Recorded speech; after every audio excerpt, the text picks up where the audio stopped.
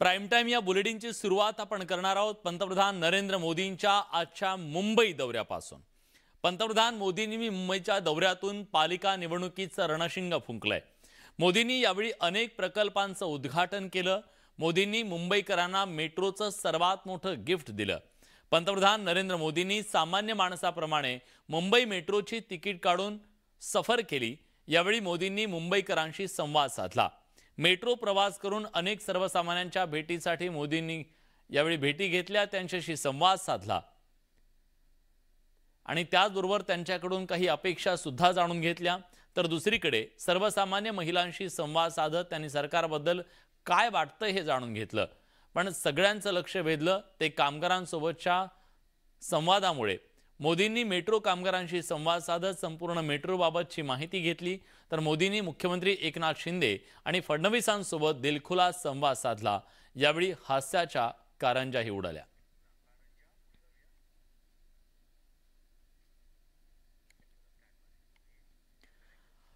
पंतप्रधान नरेंद्र मोदींनी बीकेसीत मुंबई महापालिकेचं रणशिंग फुंकलं।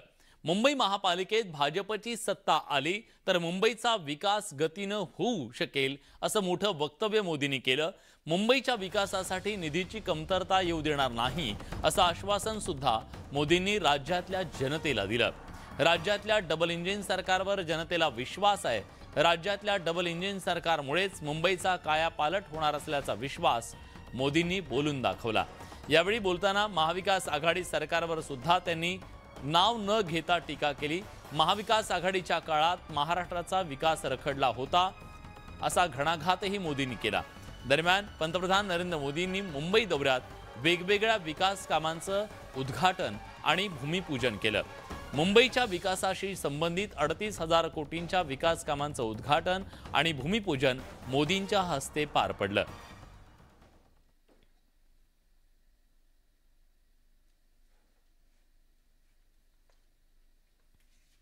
आजादी के बाद पहली बार आज भारत बड़े सपने देखने और उन सपनों को पूरा करने का साहस कर रहा है। वरना हमारे यहां तो पिछली सदी का एक लंबा कालखंड सिर्फ और सिर्फ गरीबी की चर्चा करना, दुनिया से मदद मांगना, जैसे तैसे गुजारा करने में ही बीत गया।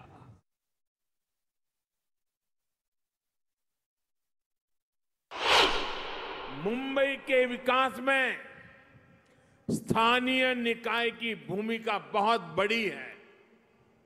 मुंबई के विकास के लिए बजट की कोई कमी नहीं है। बस मुंबई के हक का पैसा सही जगह पे लगना चाहिए। अगर वो भ्रष्टाचार में लगेगा, पैसा बैंकों की तिजोरी में बंद पड़ा रहेगा, विकास के काम को रोकने की प्रवृत्ति होगी, तो फिर मुंबई का भविष्य उज्जवल कैसे होगा। धारावी पुनर्विकास, पुरानी चाल का विकास, सब कुछ अब ट्रैक पर आ रहा है। और मैं इसके लिए शिंदे जी और देवेंद्र जी को बधाई देता हूं। मुंबई की सड़कों को सुधारने के लिए भी आज बहुत बड़े स्तर पर जो काम शुरू हुआ है, ये भी डबल इंजन सरकार की प्रतिबद्धता को दिखाता है। भाजपा की सरकार हो, एनडीए की सरकार हो, कभी विकास के आगे राजनीति को नहीं आने देती। विकास हमारे लिए सबसे बड़ी प्राथमिकता है। अपने राजनीतिक स्वार्थ की सिद्धि के लिए भाजपा और एनडीए की सरकारें कभी विकास के कार्यों पर ब्रेक नहीं लगाती। लेकिन हमने पहले के समय मुंबई में ऐसा होते बार बार देखा है। पीएम स्वनिधि योजना भी इसका एक उदाहरण है। मुख्यमंत्री एकनाथ शिंदेंनी महाविकास आघाडी आणि उद्धव ठाकरेंवर जोरदार टीका केली।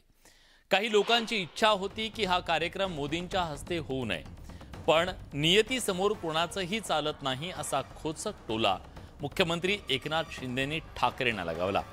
दरम्यान गेल्या 2.5 वर्षात महाविकास आघाडी सरकारच्या काळात राज्याचा विकास ठप्प होता, मात्र आता नव्या सरकारच्या काळात आम्ही टीकाकारांना कामानं उत्तर देऊ असा टोलाही शिंदेने लगावला। तसंच आमच्या नव्या सरकारमुळे काहींना मळमळ आणि पोटदुखी सुरू झाल्याचा खोचक टोलाही त्यांनी विरोधकांना लगावला। महाविकास आघाडी सरकारच्या काळात महाराष्ट्राचा विकास किती झाला ते आपल्याला माहीत आहे आणि अगदी ठप्प झालेल्या कामांना खऱ्या अर्थाने चालना देण्यासाठी आणि जो काही लोकोपयोगी योजनांचा खऱ्या अर्थाने श्वास गुदमरला होता, त्यातून या राज्याची आणि जनतेची, मुंबईकरांची सुटका करण्याची संधी आम्हाला मिळाली। ते केवळ आदरणीय मोदी साहेबांसारख्या धाडसी नेत्यामुळे आणि नेतृत्वामुळे। पुढच्या 2-2.5 वर्षामध्ये संपूर्ण मुंबई खड्डेमुक्त होईल आणि लोकांचं जीवन सुसह्य होईल। परंतु आपण पाहिलं की याला देखील खोडा घालण्याचं काम काही लोक करतायत। त्यांना त्यांचं काम करू द्या, आपण आपलं काम करू, एवढंच मी या प्रसंगी सांगतो। आणि दरवर्षी जे खड्ड्याचा प्रवास, लोकांचे अनेक खड्ड्यांमुळे गेलेले बळी आणि दरवर्षी जे खड्ड्यामध्ये जाणारा मुंबईकरांचा पैसा वाचवण्याचं काम आम्ही या कॉन्क्रीटच्या माध्यमातून करतोय।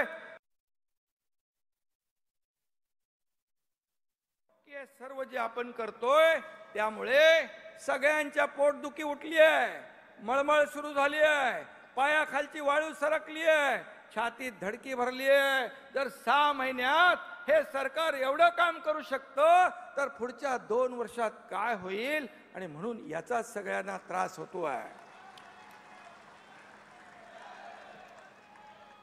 आणि म्हणून आपण आपलं काम करत राहूया, त्यांना टीका करू द्या, टीकेला उत्तर आम्ही कामाने देऊ। जेवढी टीका कराल त्याच्या 10 पट आम्ही काम करू। ये मुंबई को चमका दिया तो लोगों के पेट में दर्द होने लग गया। ये क्यों हुआ? अरे भाई 15-20 साल आपको मौका था, आपने नहीं किया, हम 6 महीने में कर दिया। तो अच्छा तो बोलो, अच्छे चीज को। मुंबईचा विकास करायचा आहे, मुंबईचा चेहरा मोहरा बदलायचा आहे। गेले 20-25 वर्ष जे झालं नाही, हे सरकार 3-4-5 महिन्यामध्ये कामाला सुरुवात झाली आहे। लोकांना कळतंय, बदल जाणवतोय। किती कोणी टीका केली तरी सुद्धा या मुंबईतला मुंबईकर सुज्ञ आहे। आम्ही विकासाबरोबर पुनर्विकासाचे प्रकल्प पण पुढे नेतोय। येणाऱ्या काही दिवसामध्ये महापालिकेच्या निवडणुका पण होतील, तेव्हा विकासाचं हे डबल इंजिन, ट्रिपल इंजिन मध्ये त्याचं रूपांतर होईल, एवढंच मी या प्रसंगी सांगतो। मोदी जी, आदरणीय प्रधानमंत्री जी, आपका आशीर्वाद हमारे साथ रहा है। ये आशीर्वाद तो मुंबई विकास की रफ्तार, गति, शक्ति जैसी तेज होगी और अगले 2 सालों में मुंबई और महाराष्ट्र को नई पहचान हम दिलाने की कोशिश करेंगे, दिलाएंगे। उपमुख्यमंत्री देवेंद्र फडणवीस यांनी पंतप्रधान नरेंद्र मोदींसमोर मुंबईत शिवसेनेतली बंडखोरी आणि शिंदे फडणवीस सरकारच्या स्थापनेवर भाष्य केलं। काही लोकांनी बेईमानी केली, त्यामुळे 2.5 वर्ष जनतेच्या मनातलं सरकार स्थापन झालं नाही असा खोचक टोला फडणवीसांनी विरोधकांना लगावला। त्यामुळे आता राज्यात पुन्हा आलेलं डबल इंजिन सरकार हे विकासाला चालना देणारं असल्याचं फडणवीसांनी सांगितलं।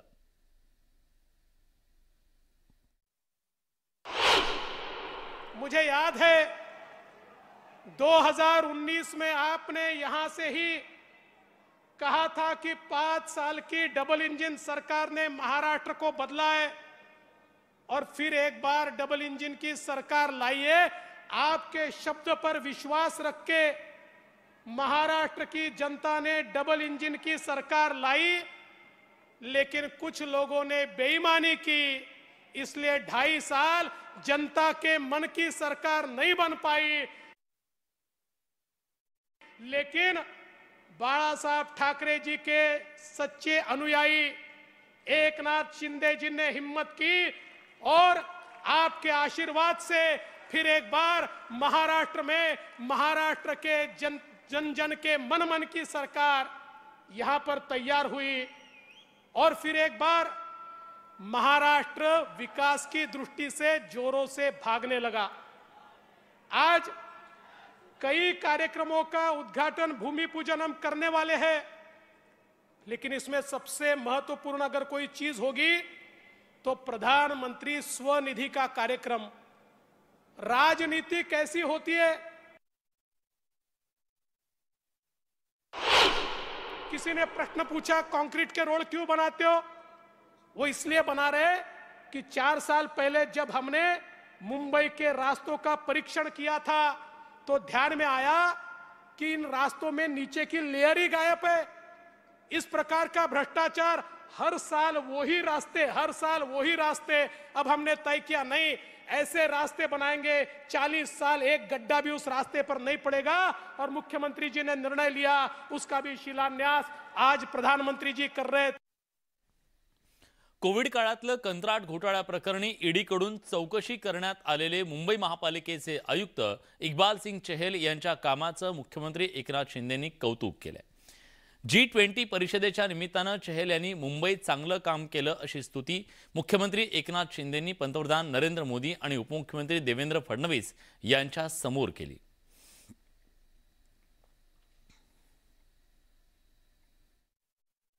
महाराष्ट्र को भी आपने मौका दिया। 4 शहरों में ये G20 के समिट हो रहे, मुंबई में हो गया, पुणे में होगा, नागपुर में होगा और संभाजीनगर औरंगाबाद में होगा। और इसलिए आप दुनिया भर के लोग मुंबई में आए थे, इतने खुश हो गए। अभी मैं यहाँ पर हमारे कमिश्नर चहल जी को भी धन्यवाद दूंगा कि उन्होंने भी बहुत अच्छा काम किया, ये मुंबई को चमका दिया। पंढरपूर शहरात एक मनाला चटका लावणारी घटना घडली आहे। वर्गात पेपर लिहिता लिहिता एका 9 वर्षाच्या मुलीचा मृत्यू झालाय। पंढरपूरच्या अरिहंत इंग्लिश स्कूलमध्ये ही दुर्दैवी घटना घडली आहे। या घटनेमुळे कुटुंबियांवर शोककळा पसरली आहे। अनन्या भादुले असं मृत्युमुखी पडलेल्या विद्यार्थिनीचे नाव आहे। सकाळी 11 वाजता अनन्या शाळेत गेली। तिचा मराठी विषयाचा पेपर होता। पेपर सुटण्याआधी अवघा काही वेळ शिल्लक होता, मात्र पेपर लिहिताना तिला झटका आल्याची माहिती उपस्थित शिक्षकांनी दिली। दरम्यान शिक्षकांनी तातडीने तिला उपचारासाठी दवाखान्यात हलवलं, मात्र उपचाराच्या पूर्वीच मृत्यूने तिला गाठलं। अनन्याच्या अचानक जाण्यानं कुटुंबियांवर शाळेत शोककळा पसरली आहे।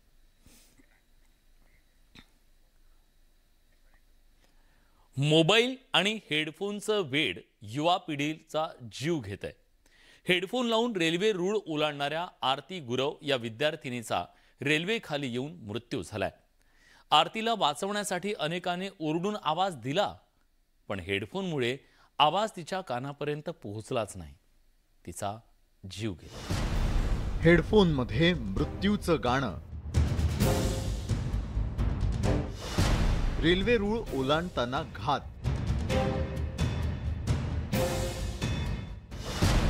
गाण्याचा मोह, आयुष्याशी द्रोह,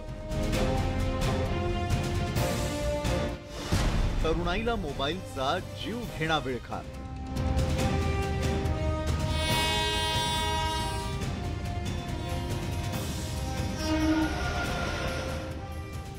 रेल्वे रूळ क्रॉस करत असताना आरती गुरव या विद्यार्थिनीचा मृत्यू झाला। नागपूर लगतच्या डोंगरगाव रेल्वे क्रॉसिंगवर आरतीनं हेडफोनच्या नादापायी जीव गमावला।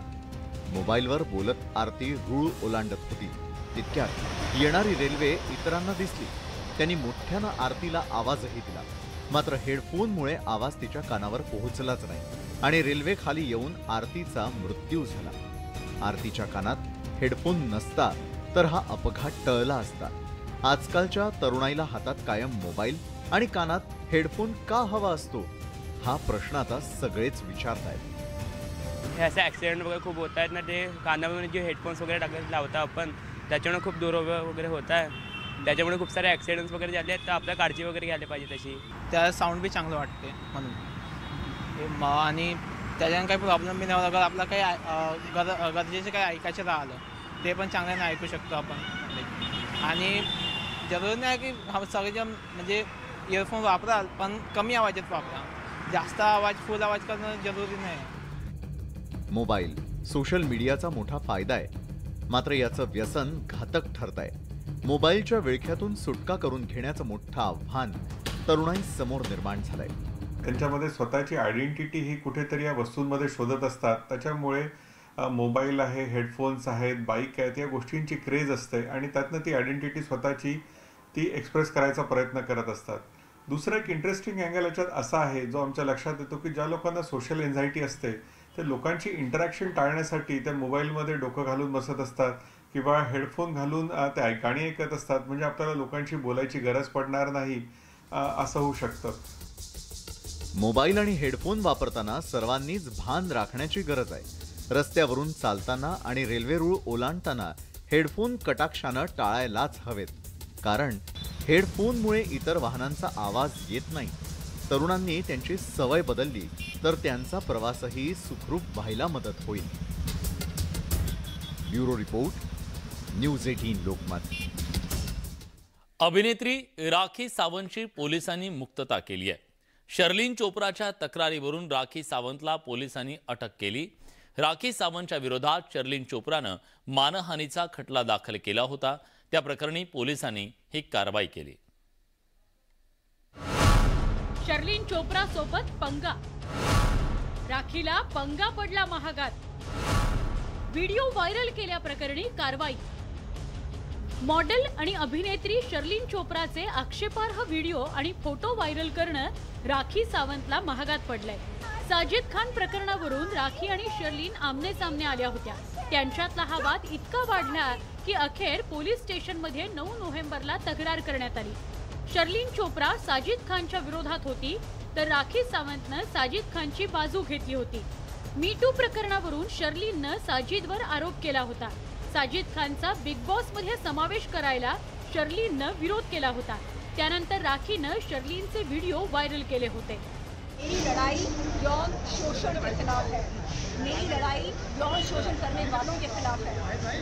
जब जब मैं साजिद खान, राज कुंद्रा जैसे मोलेस्टर्स आरोपियों के खिलाफ आवाज़ उठाती हूँ जिन्होंने मेरा यौन शोषण किया था, तब तब राखी सावंत जैसे लोग बीच में आकर उन आरोपियों को बचाने की पूरी कोशिश करते हैं. राखी सावंतने अटकपूर्व जामिनासाठी मुंबई सत्र न्यायालयात अर्ज केला होता. मात्र तो अर्ज न्यायालयानं फेटाळून लावल्यानं राखीला अटक करण्यात आली आहे. शर्लिननेच राखीला अटक केल्याची माहिती ट्विटद्वारे दिली. एक पीड़ित महिला के आरोपों की सत्यता की जांच करने का अधिकार किसे है? आम जनता को है या पुलिस प्रशासन को है? अगर आरोपी की बहन को प्रॉब्लम हो रही है, दिक्कत हो रही है, तो वो पुलिस के पास जाए, पता लगाए कि पीड़ित महिला के आरोपों में कितनी सच्चाई है. बॉलिवूडमध्ये अनेक अभिनेत्रींच्या कॅट फाईट आतापर्यंत गाजल्या आहेत. मात्र एकमेकांवर आरोप करून त्यांची प्रतिमा मलिन करण्यासाठी आक्षेपार्ह व्हिडिओ व्हायरल करणं अत्यंत चुकीचं आहे. ही चूक राखी सावंतनं केली आणि त्या चुकीमुळे राखीला अटकेच्या कारवाईला सामोरं जावं लागलं. Bureau report, news 18 Lokmat. Reliance इंडस्ट्रीजचे अध्यक्ष मुकेश अंबानी यांचा धाकटा मुलगा अनंत अंबानी आणि राधिका मर्चंट यांचा साखरपुडा आज पार पडतोय. मुंबईतल्या अँटेलिया निवासस्थानी हा साखरपुडा पार पडतोय.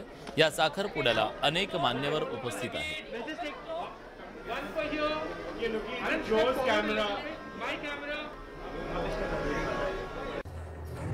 आजच्या या साखरपुड्याच्या निमित्तानं संपूर्ण अंबानी कुटुंब एकत्र तर आलंच, पण त्याचबरोबर त्यांचा संपूर्ण मित्र परिवार, अनेक दिग्गजांनी सुद्धा या साखरपुड्याला हजेरी लावली.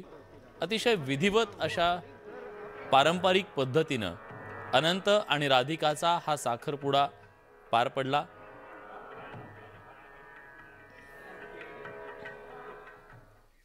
या दोघांचंही आपण अभिनंदन करूया आणि याच सगळ्या घडामोडींसोबत बुलेटिनमध्ये इथंच थांबूया। ताज्या घडामोडींसाठी बघत रहा न्यूज 18 लोकमत।